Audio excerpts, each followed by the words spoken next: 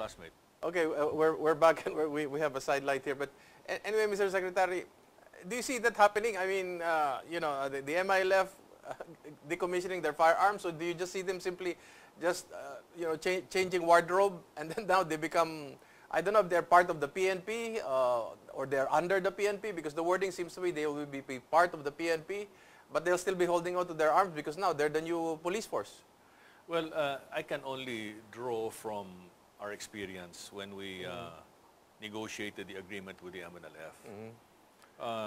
Part of that agreement indicated the number of MNLF fighters that would be integrated into the Philippine National Police and into the Armed Forces of the Philippines. Yes. The grand total was 7,500 fighters.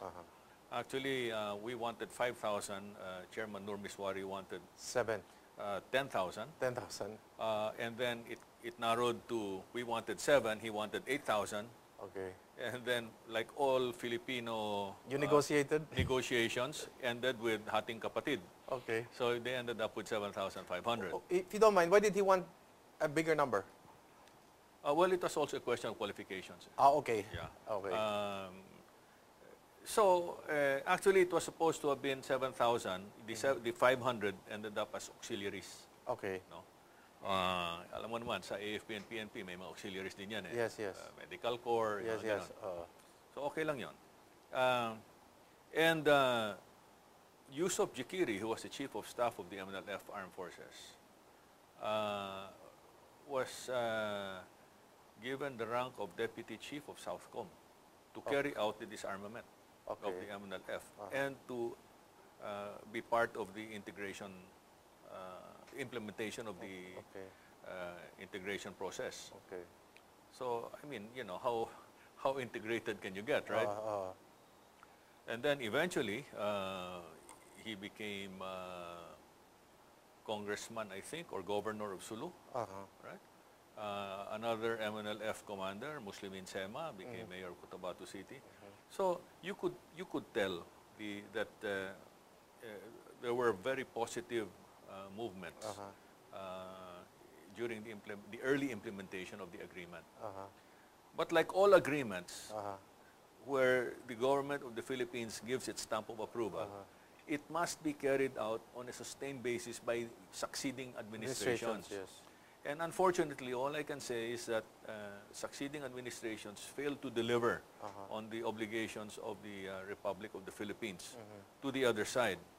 And that caused bad blood to the point where the other side also didn't deliver on their obligations. Okay, so that's that. Which tells us one lesson, which teaches us one lesson. When you agree to do something, carry it out until the objective is reached. No? Signing that agreement only meant one thing: the hard work began on that day. After, All right, and achieving a just and lasting peace takes years, takes decades. It's not going to be achieved in one presidential term or even 2 presidential terms. How crucial is the decommissioning of the firearms? Now, well, that's very important because we don't, you know, the less firearms out there in the hands of unauthorized personnel, all right, the higher the chances of violence. And that's what we want to avoid, right? In fact, when we were dealing with the secessionist movements in Mindanao during our time, we realized that the bulk of the violence was not between the AFP or the PNP against the MNLF or the MILF.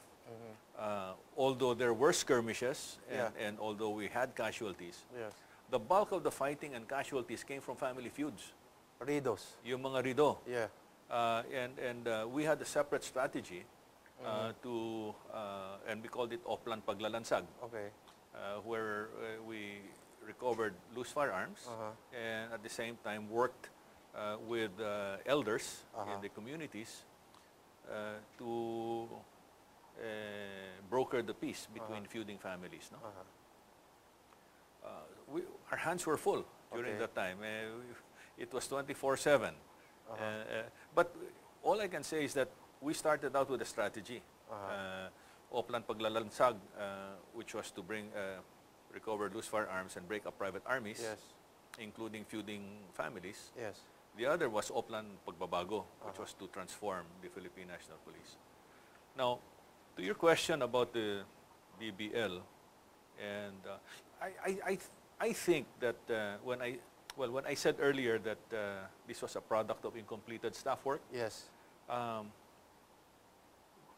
the language, the imprecise language Yes. in, in the agreement, I think is something that Congress will have to deal with, spell out, and clarify and crystallize. No? And hopefully the finished product that comes out of Congress, in case it's brought to the Supreme Court, Yes. will pass judicial muster. Okay. Is it worrisome that There's one word there, Eric, that bothers me. the asymmetrical? Yes. Yes. Yeah, the word asymmetric. You know, you open any dictionary, and the word asymmetric means what? Unbalanced, Yes. disproportionate, Yes. and they're describing the relationship between the Bangsamoro and the national government. Yes. They're saying there's going to be an asymmetric relationship. Yes. Now, what kind of nonsense is that? Yes. No, nobody understands the word, and if you ask me, you're just laying the premises for conflict. And the political subdivisions of the country does not fall within a parliamentary form of. and when you try to project forward what that relationship would be between a Islamic sub-state, Yes. you know, and the Republic of the Philippines, people are asking, at some point, will that Islamic sub-state be Become an a Islamic state? Yes. No, as in ISIS? Especially when you have a sub-state with a territory and a government instead of an administrative region, it becomes worrisome. And then the rest of the country will say, well, why don't we have the same thing? Yes. How come they're the favored ones and we don't have the same kind of arrangement? As a local government secretary, you would know that they don't fall within any of the political subdivisions in the country. Well, you know, They're not even autonomous region. They're now called the Bangsamoro. Peace is very important. Yes, of all course, right? of course. I mean, we all live under the same roof. Yes, yes. Right? Yeah. But to put things in the pot Yeah. that could just cause more trouble Uh-huh. rather than crystallize or clarify things, no? It's a no-no, and I think this is one of them, Yes. right? Was it necessary? I don't think it was necessary, personally, Yes. because I've always advised my friends in Mindanao, look, never mind third parties, no? Yes. Whether they're Malaysia or Indonesia or ourselves, Direct, no? di- Kayo na lang, because when you wake up in the morning, you see each other. Before you sleep, you see each other. yes. So it behooves you guys to discuss Yes. and sort things out, Yes. you know? Contain the mess. Yes. Keep it here and then clean it up, Yeah. all right? Not in Kuala Lumpur. No, I mean, it's very embarrassing. No? Yes.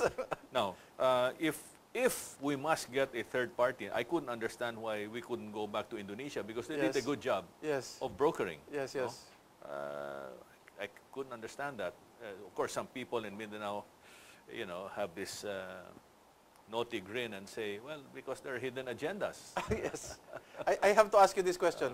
There are stories that the AFP might be removed from the Bangsamoro and the police might be taken out and it will just be purely the Bangsamoro police force or armed forces that will be in that area. Some people are saying that, oh no, they're going to be part of the PNP. But of course, some are going to be asking, yes, they'll be part of PNP, but will they be under the PNP? Would you feel safer if in Southern Mindanao, they will be integrated into the Philippine National Police with the entire detachments of the Philippine National Police, or do we leave them by themselves? Well, you know, let's put it this way. When they conceived the Bangsamoro Agreement, they totally set aside the GRP MNLF arrangement, Okay. which is exactly that, how you described it. It should be a composite. Yeah, and because we're just one family. Yes, yes. Yeah. In this particular case, we're creating two families Okay. under the fiction of oneness, right? Uh-huh. Uh, I like the way you said it. Under the fiction of oneness. Okay. I Okay. mean, what else could it be? Yes, yes.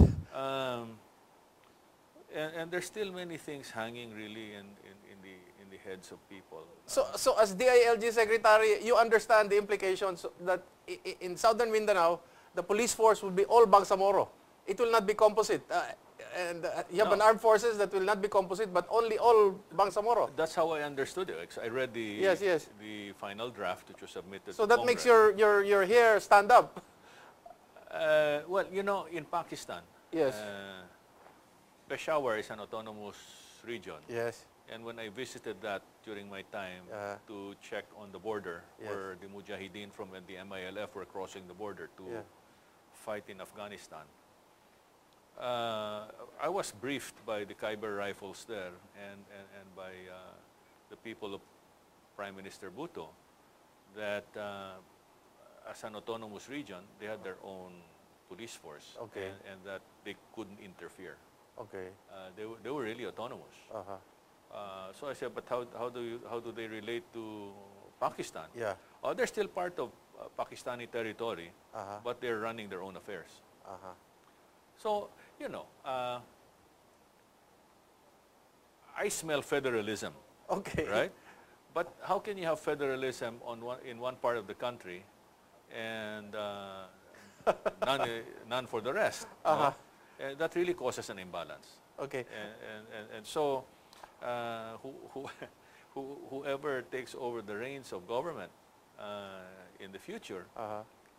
will have the headache of undoing the mistakes of the previous administration. Trying to unknot all these knots. Mr. Secretary, with the last 4 minutes, where are we as far as China is concerned? And the movement? You're part of a movement, observing, Yeah. you know, what's happening to the West Philippine Sea? I think that as far as the movement is concerned, Yes. there are more and more Filipinos are of the same heart and mind. They've rallied to the flag, Yes. and they're conscious of what China is doing, and Yes. they're very much against it. Uh-huh. In fact, when you go to social media, you can see how vocal they are. Yes. No? So that's okay, and we need to continue pushing on that front Uh-huh. because information warfare is as important as Yes. diplomatic warfare, or for that matter, building up our external defenses. Uh-huh.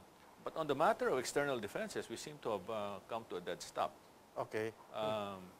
We can't understand why the government isn't doing what any sovereign, self-respecting nation is doing, which is to just quietly continue building its external defenses, considering that this administration inherited something from the previous ones, practically an armed forces that had no force. The ground, except for the ground forces, right? But after the initial publicity of buying this and that, Yes. things have died down. We can't understand that. Now, I've got a specific proposal in defending our interests in the West Philippine Sea, particularly in the Spratlys. Yes. We've seen how the Chinese have entered or intruded into our territory using wave tactics. They send fishing fleets, Yes, yes, right? yes, And then yes. supported by their white ships. White ships. Not Navy ships, Yeah, but yeah, white ships. yeah. Coast Guard Yes. vessels, maritime Yeah, yeah. surveillance vessels, to support them. After 2 years since Scarborough, I haven't seen any initiative to build up our own Yes. white ships. Yes.